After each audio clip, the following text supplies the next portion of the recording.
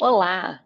Então, dando continuidade às respostas do questionário do livro Quando é Preciso Ser Forte, autobiografia do professor De Rose, esse bloco aborda as perguntas de 24 a 33.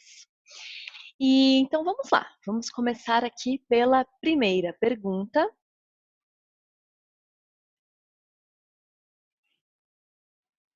A pergunta número 24. Com a primeira escola, começaram os ataques da concorrência. O autor brigou com algum dos opositores? Bem, essa pergunta ela está se referindo ao capítulo 1964, A Primeira Escola. Esse capítulo conta sobre o momento da vida em que o professor De Rose abriu a sua primeira escola e como foi esse processo. Ele sofreu bastante oposição nesse momento, nesse período. Algumas pessoas se matriculavam na escola e no dia seguinte, sem explicação nenhuma, iam lá querendo cancelar, pedindo dinheiro de volta. Vale a pena ler, é um capítulo muito interessante. A resposta dessa pergunta está na edição 44ª, na página número 131, aí agora. Quero esclarecer que nunca briguei com nenhum dos opositores. Com relação às pessoas que vociferam insultos, ameaças e agressões, as que se dão ao trabalho de tentar impedir que meus cursos em todas as universidades nas quais dou aulas, as que gastam tempo e dinheiro confeccionando e publicando artigos caluniosos, faço questão de esclarecer que jamais tivemos desentendimento algum. Nunca dissemos um ao outro nada que pudesse motivar tanto ódio, até porque quase a totalidade dessas pessoas nunca sequer me viu e nem mesmo nos falamos por meio algum. Então, apesar de terem ocorrido muitas atitudes, muitas situações de oposição ao trabalho do professor De Rose, isso nunca foi feito de uma forma pessoal, cara a cara, com desentendimentos e com brigas. Sempre foi algo que veio escondido, no fundo, com atitudes que deram essa impressão de pessoas estarem sendo contaminadas com alguma opinião alheia, porque as pessoas não iam se informar diretamente com ele, ler o livro, conhecer o trabalho, mas se deixavam influenciar pela opinião de outras pessoas. Então nunca houve nenhum desentendimento. Vamos lá, próxima pergunta. Espera lá. Questão número 25. Eu vou compartilhar ela aqui com vocês.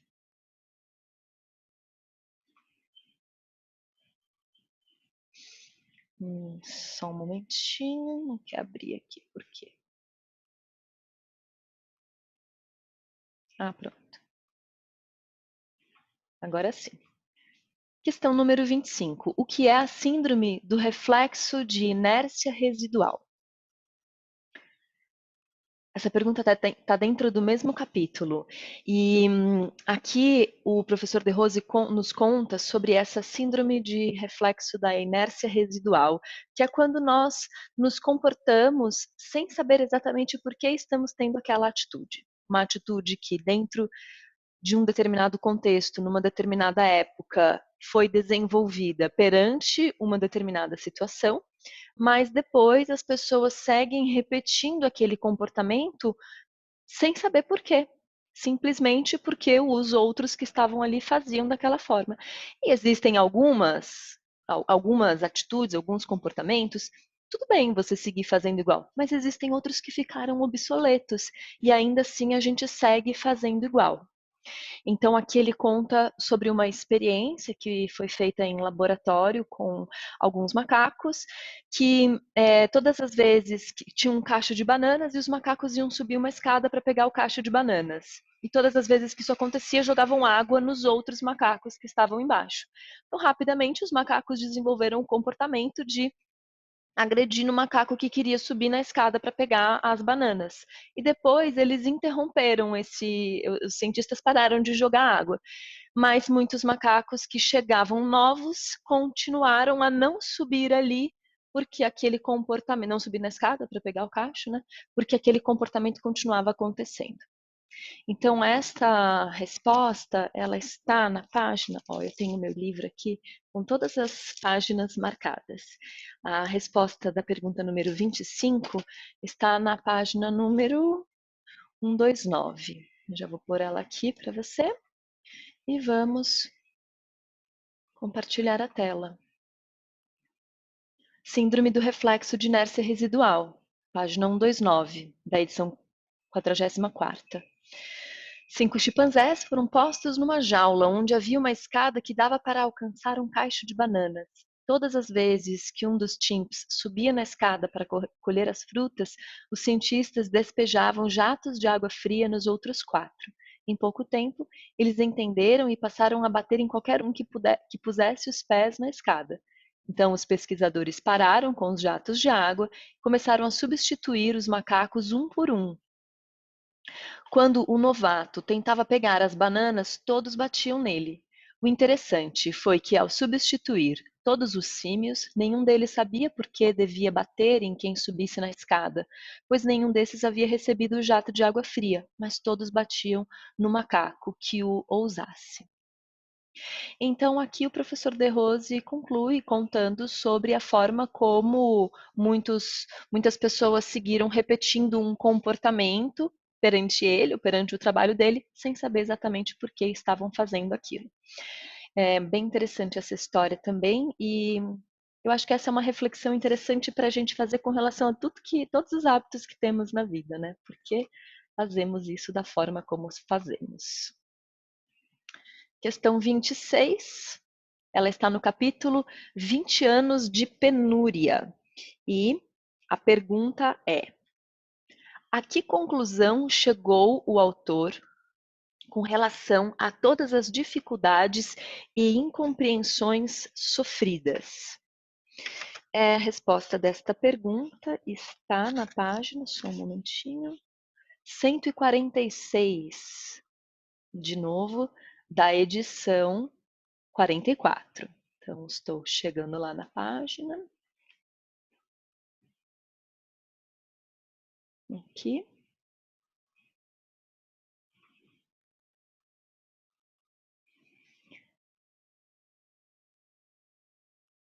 Todas essas ocorrências foram fundamentais para que eu aprendesse a ser forte e também para que aprendesse a valorizar cada pedacinho de patrimônio conquistado ao longo de mais de 50 anos de profissão. Também foi bom passar por tudo isso para poder ensinar aos meus alunos como vencer na vida. O conhecimento mais importante é a noção de que dinheiro é uma energia volátil. Ele muda de mãos com muita facilidade. É da sua natureza. Quem não tem, ganha. Quem tem, perde. Portanto, se você se encontra na extremidade mais baixa dessa escala, fique tranquilo. Sua predisposição será crescer, pois descer aquém desse ponto é improvável. Por outro lado, se você já possui riqueza, não seja arrogante, porquanto ronda ali o tempo todo o fantasma da perda e da bancarrota. Muito bem, passando à questão seguinte, número 27.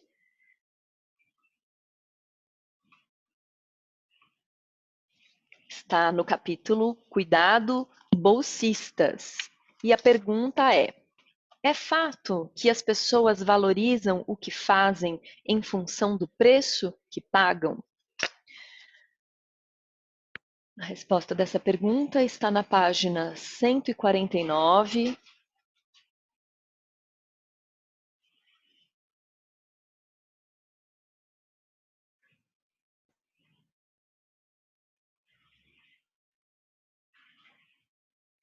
Aqui, na página 149, segundo parágrafo. O pagante colabora, pois valoriza aquilo que lhe está custando algo. O bolsista não valoriza, já que é grátis.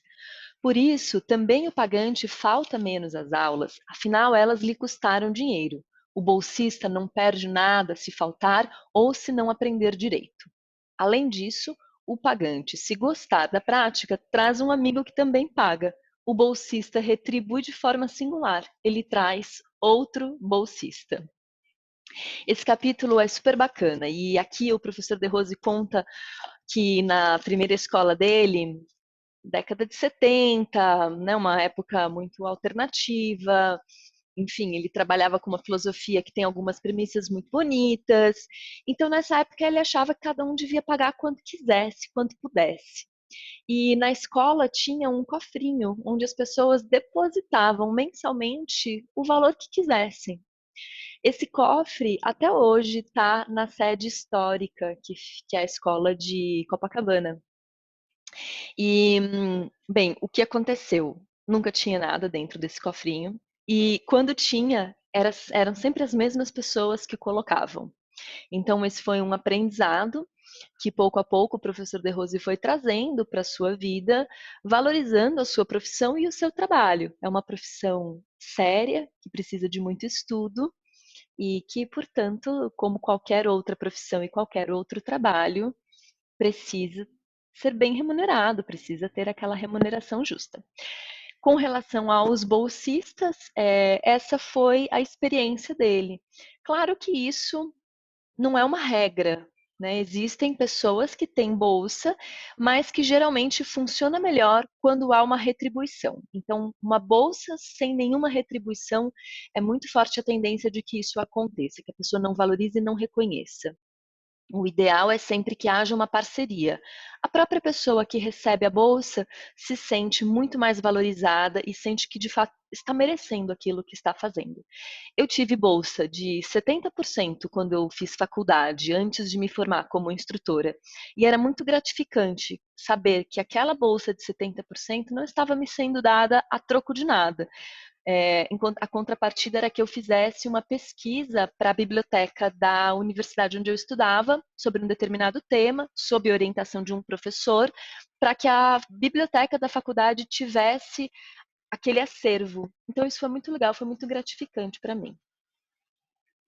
Muito bom, vamos passar para a próxima pergunta, número 28.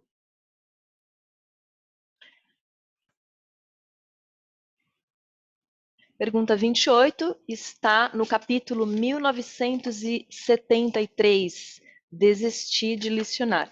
Esse capítulo é incrível, ele conta a história desse congresso que aconteceu em Bertioga, em 1970. Não tinha nem estrada para chegar em Bertioga.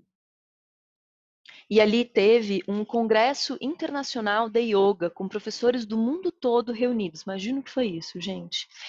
Bem, o professor De Rose, quando foi para esse congresso, estava super descontente, não descontente, mas estava desacreditado do seu trabalho, estava bem desanimado, porque as oposições estavam muito fortes, estava muito difícil para ele conseguir adiante. E ele foi para o congresso meio que decidido que, putz, quando ele voltasse, ele ia largar a mão, não ia mais continuar o trabalho dele, e falou para os alunos: olha, vamos ficar bem quietinhos, vamos sentar nos fundos das salas, não vamos aparecer.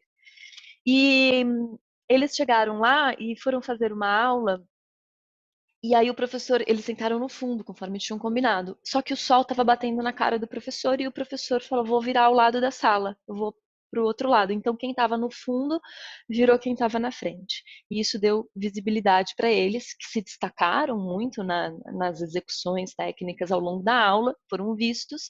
E aí começou um burburinho que o De Rose estava lá, quem eram aquelas pessoas, alunos do De Rose e tal. E aí o De Rose descobriu que o trabalho dele era super valorizado. As pessoas foram falar com ele, pediram para ele dar a aula dentro do congresso. Esse é um capítulo que tem algumas fotos bem interessantes. De novo, vale a pena ler, né? Mas aí eu vou falar para todos os capítulos que vale a pena você ler. Bom, essa tá a resposta dessa pergunta está na página 163, no último parágrafo. Já vou compartilhar aqui.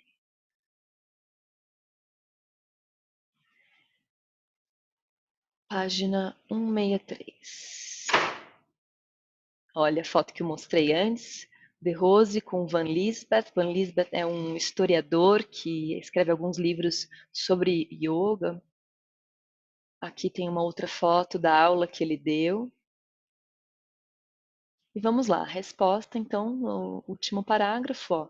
Página 163. A verdade é que o Congresso serviu pelo menos para descobrir que o nosso trabalho era apreciado por quem entendia de yoga, sempre que não houvesse medo de concorrência por parte dos demais.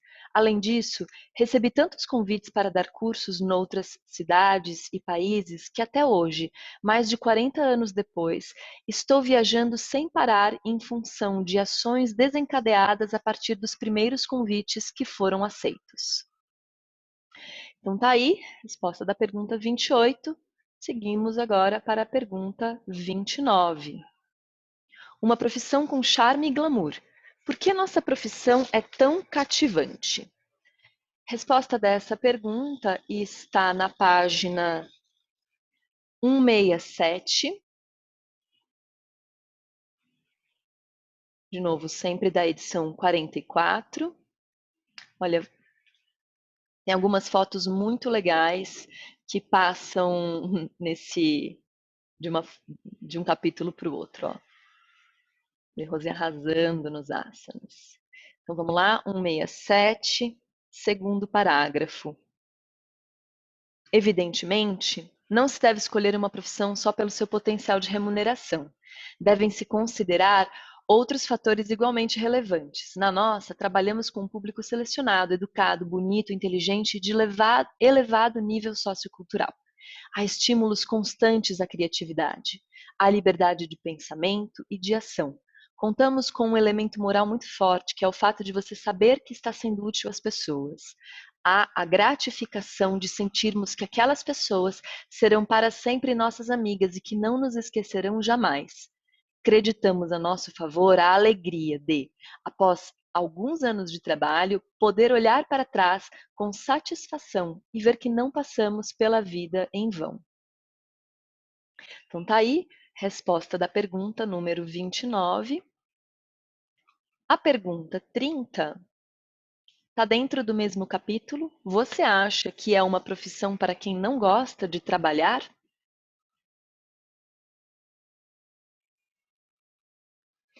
A resposta desta pergunta, vamos lá, está nessa mesma página, no primeiro parágrafo. Não, no segundo parágrafo. No entanto, não se esqueça de que trata-se de uma profissão, um trabalho, um ofício. É necessário labutar muito. Não pense que o sucesso vem de graça. Tem que dar duro. Como em qualquer outra carreira, sua dedicação é imprescindível. Muito bom.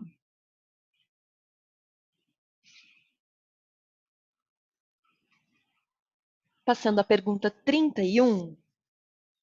Como surgiu o primeiro curso de formação de instrutores do Brasil? O capítulo se chama exatamente assim, Como surgiu o curso de formação de instrutores? E na edição 44 está na página 167. Então, antigamente existia o estado da Guanabara. E no estado da Guanabara havia uma prova obrigatória para quem quisesse dar aulas de yoga. E por conta do congresso de 73, lá, aquele congresso de Bertioga, o professor De Rose começou a fazer muitas viagens pelo Brasil todo, depois pelo mundo, para dar seus cursos. E aí ele começou a deixar os alunos mais antigos substituindo as aulas dele quando ele fazia essas viagens. Para ficar tudo certinho, tudo dentro da lei e tal, ele mandava então esses alunos que iam substituí-lo para fazer esse curso que dava a licença para lecionar lá no estado da Guanabara. E os alunos do De Rose começaram a ser aprovados com louvor. As melhores notas eram todos sistematicamente aprovados. Então o De Rose começou a ser procurado por outras pessoas de outros lugares, como era a única prova que existia no Brasil inteiro que dava esse peso para o professor, dava essa formalidade assim para a formação. Formalidade para formação ficou engraçado, mas dava essa formalidade para o professor, para o instrutor. Pessoas do Brasil todo queriam fazer essa prova, e aí, para serem aprovadas, começaram a procurar o professor De Rose. Então, vamos lá, resposta oficial agora para você ler direitinho no livro, está na página 172. Já vou chegar nela, só um segundinho. Aqui. Lá no fim dessa página. Nesse exame, nós conquistamos todos os primeiros lugares. De resto, houve reprovações em massa. Como vinha gente de todos os estados para concorrer e tentar receber a carteira de instrutor de yoga nessa prova de suficiência, que era a única no país, a notícia dos nossos ótimos colocados logo se espalhou como fogo morro acima. Imediatamente, começamos a receber pedidos de instrutores de várias cidades para prepará-los, a fim de que pudessem prestar o próximo exame da Secretaria de Educação. Assim começaram os nossos cursos preparatórios. Então, tá aí resposta da pergunta número 31, na página 172 da edição 44. Passando para a pergunta número 32. Ela está no capítulo chamado A Peregrinação. Quando começou a série de cursos por todo o Brasil e por outros países? Essa tá fácil. Essa tá fácil porque com certeza você se interessou muito por saber melhor a história do Congresso de Bertioga e foi lá ler o capítulo, né? Mas se não foi o caso, vamos lá. A resposta dessa pergunta está na página 191. Chegando lá, desculpa, aqui tem uma certa logística tecnológica. 191, prontinho. A partir de 1974, comecei uma incansável peregrinação por todo o Brasil e em 1975 por outros países, na qual era comum percorrer mais de 10 cidades por mês, conforme consta no roteiro de viagens de 1976, que reproduzo na próxima página. Então, vamos lá, só confirmar aqui, acho que a pergunta já foi respondida aqui, né? Já conseguimos ver. Pergunta número 32. Oh, meu Deus, cadê? Aqui. Quando começou a série de cursos por todo o Brasil e por outros países? Então é isso mesmo, tá aí a resposta. A série de cursos por todo o Brasil e por outros países começou em 1974 por todo o Brasil e em 75 por outros países. Mas é interessante que agora você sabe por quê, sabe como, né? Não é só uma resposta vazia. Chegando na última questão desse bloco, passa rápido, né, gente? É uma leitura tão gostosa, recomendo que você faça ela. Pergunta 33. Quantas cidades, em média, eram percorridas por ano? Essa resposta a gente leu ali, naquele mesmo parágrafo. Aqui, olha. Não lemos não. Vamos lá, mas está nesse parágrafo mesmo. Então, a partir de 74, comecei uma incansável peregrinação por todo o Brasil e em 75 por outros países, na qual era comum percorrer mais de 10 cidades por mês, conforme consta no roteiro de viagens de 1976, que reproduzo na próxima página. 33 cidades em 3 meses, o que dava mais de 100 cidades por ano. Fiz isso durante décadas. A maior parte dos trajetos era feita em ônibus. Depois de 2010, passei a viajar menos. Ainda assim, hoje, trabalho todos os fins de semana do ano, exceto aqueles em que os organizadores do curso entenderem que são datas inconvenientes para os participantes. Então, a resposta está aqui. Mais de 100 cidades por ano.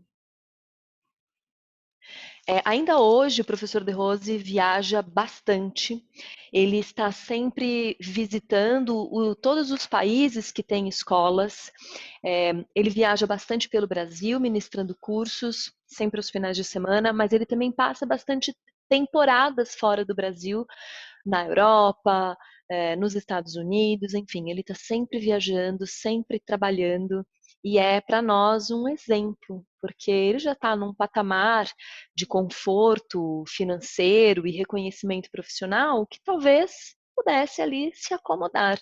Mas ele é um exemplo para a gente, porque ele faz isso não como também um grandíssimo esforço, ele faz isso por prazer, ele faz isso por acreditar no trabalho dele e por querer manter esse trabalho crescendo e vivo.